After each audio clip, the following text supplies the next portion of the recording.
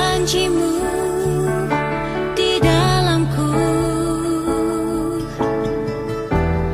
Pulihkan jiwaku,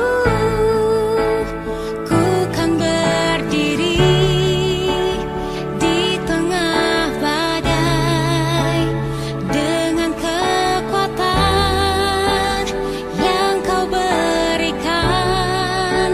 Sampai kapanpun ku kan bertahan, karena Yesus selalu menopang hidupku. Kasih karunia menyertai kamu dan damai sejahtera dari Tuhan Allah Bapa kita dan dari anaknya Tuhan Yesus Kristus. Amin. Selamat pagi bagi saudara-saudaraku yang dikasihi oleh Tuhan Yesus Kristus. Salam bahagia dan penuh sukacita. Salam sehat. Salam. Sahabat yang baik hati, marilah kita menggunakan waktu sejenak untuk berdoa, membaca, dan merenungkan firman Tuhan sebagai sumber kekuatan, inspirasi, dan motivasi bagi kita. Firman Tuhan untuk kita dengarkan dan renungkan pada hari ini, Jumat tanggal 24 September 2021, tertulis di dalam Kitab Mazmur pasal 3 ayat 4 atau Psalmen pasal 3 ayat 4. Demikian dikatakan firman Tuhan. Tetapi Engkau, Tuhan, adalah perisai yang melindungi aku. Engkaulah kemuliaanku dan yang mengangkat kepalaku. Molo di Bibel di dogma songonon. Alai hodo ali jahuba, lobu-lobuku, hasalaokku, dohot napadirgak uluku. Ima sahatna hatani tuhatta. Sahabat yang baik hati, Kitab Mazmur adalah kitab sastra terpanjang di dalam Alkitab Ibrani.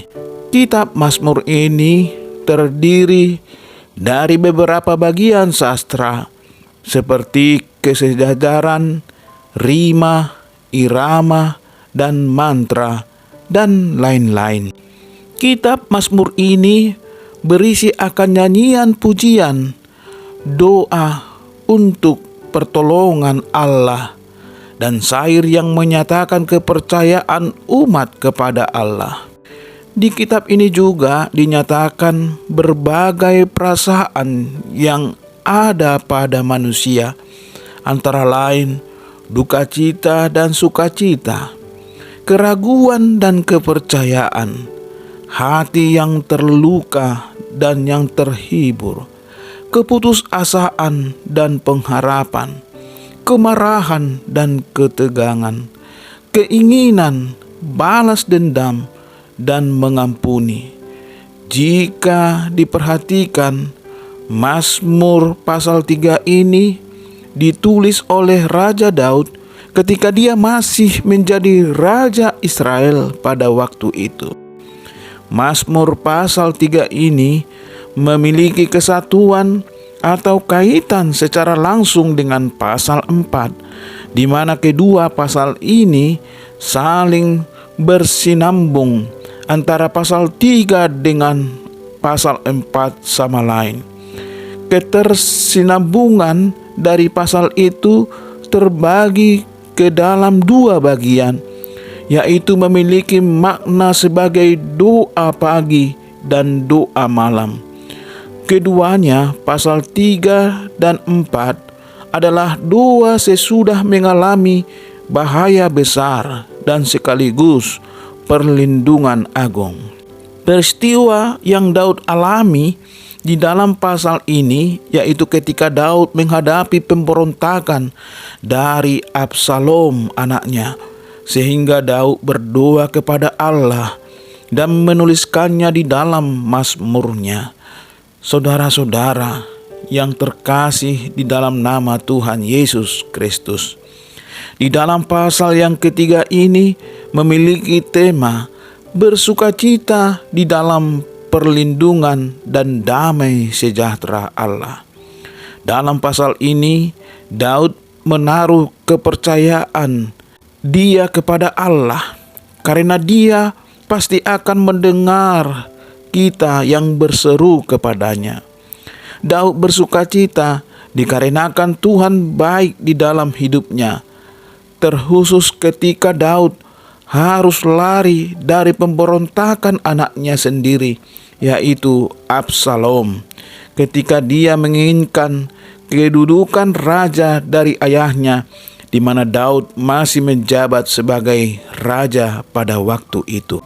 Sehingga Daud di dalam pelariannya benar-benar berharap kepada Allahnya saja di dalam permasalahan yang dia hadapi pada saat itu.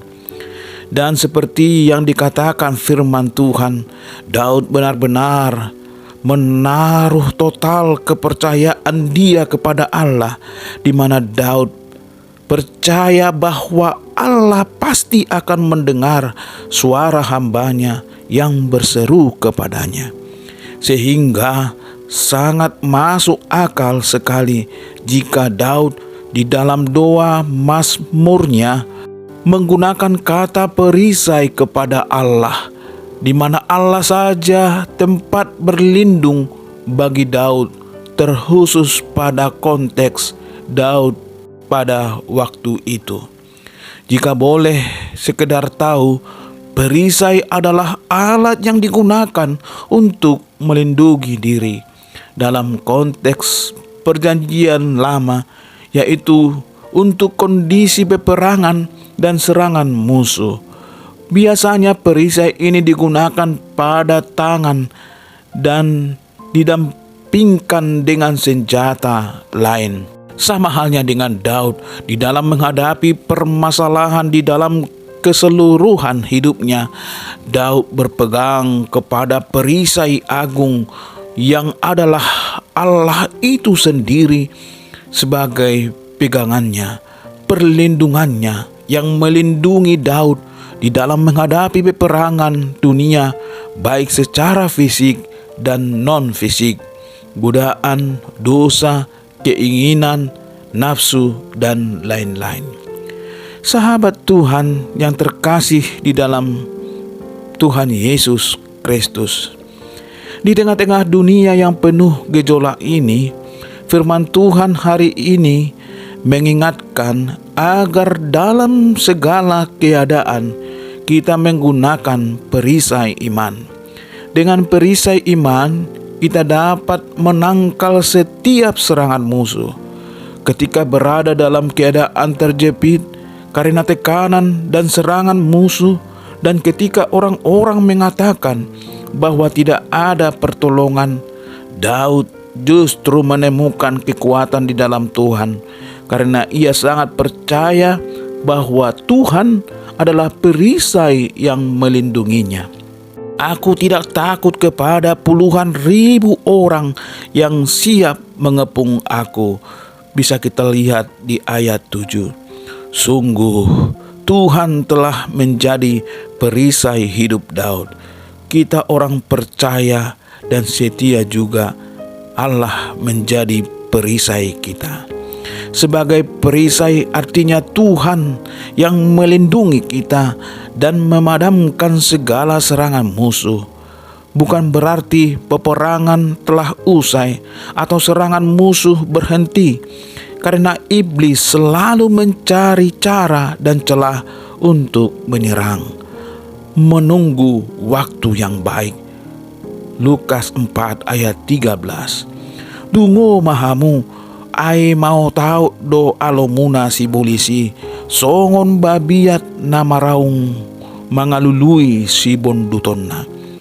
Sada Petrus 5 ayat 8. Alkitab menasihatkan kita selalu berjaga-jaga dan berdoa, dan dalam segala keadaan pergunakanlah perisai iman. Efesus 6 ayat 16. Karena Tuhan menjadi perisai kita, maka kita tetap terlindung dan tak mudah untuk ditaklukkan. Untuk mendapatkan perlindungan dari Tuhan, kita harus memiliki iman yang tertuju hanya kepada Tuhan, yaitu iman yang tidak tergantung pada keadaan dan situasi. Tuhan memegang kendali atas kehidupan kita. Dia sanggup melepaskan kita dari mara bahaya, pula menunjukkan jalan keluar bagi setiap masalah kita. Kesulitan mungkin mengancam, namun bersama dengan Tuhan kita selalu aman. Ya, inilah alasan kita bertahan. Sekalipun mungkin hari ini persoalan menyempit di kiri dan di kanan, yakinlah Tuhan memberi pertolongan tepat pada waktunya. Tidak peduli bagaimana situasi di depan, kita dapat terus bertahan sebab tangan Tuhan menopang kita. Amin. Marilah kita berdoa. Puji syukur ya Bapa, Tuhan kami yang kami puji sembah dalam nama Yesus Kristus, Juru Selamat kami. Terima kasih anugerah-Mu yang senantiasa mengalir dalam kehidupan kami. Tuhanlah perisai hidup kami, benteng pertahanan kami di dalam kehidupan kami ini.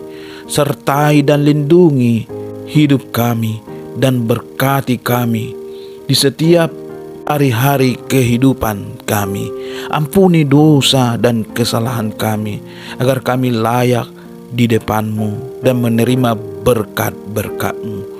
Di dalam nama Tuhan Yesus Kristus kami berdoa. Amin. Salam Horas.